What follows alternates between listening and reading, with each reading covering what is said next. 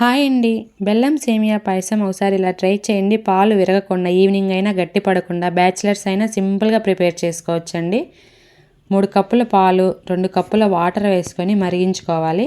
పాలు మరిగేలోపు స్టవ్ మీద ప్యాన్ పెట్టుకొని 2 టేబుల్ స్పూన్ నెయ్యి, డ్రై ఫ్రూట్స్ వేసుకొని ఫ్రై చేసుకొని పక్కకు తీసుకోవాలండి. అదే నేతిలో 1 కప్పు సేమియా వేసుకొని ఫ్రై చేసుకోవాలి. మరొక బౌల్లోకి 1 కప్పు బెల్లం, 1/2 కప్పు వాటర్ వేసుకొని కరిగించుకొని పెట్టుకోవాలండి. ఈ వేయించుకున్న సేమియాలో మరిగించుకున్న పాలు పోసుకొని సేమియా బాగా ఉడికేంత వరకు ఉడికించుకోవాలండి. వీడియోలో చూపిస్తున్న విధంగా ఉడకాలి. మనకి సేమియా బాగా ఉడికిన తర్వాత క్రష్ చేసుకున్న 3 యాలకులు, వేయించుకున్న డ్రై ఫ్రూట్స్ వేసుకొని మిక్స్ చేసుకోవాలి. ఈ బెల్లం సిరప్ కూడా స్ట్రెయిన్ చేసుకోవాలండి స్టవ్ ఆఫ్ చేసుకొని. లాస్ట్లో కొంచెం సాల్ట్ వేసుకోవాలి లిటిల్ బిట్ టేస్ట్ కోసం. అంతే అండి. స్టవ్ ఆఫ్ చేసుకొని సర్వ్ చేసుకుంటే వేడివేడిగా బెల్లం సేమియా పాయసం రెడీ. Thanks for watching.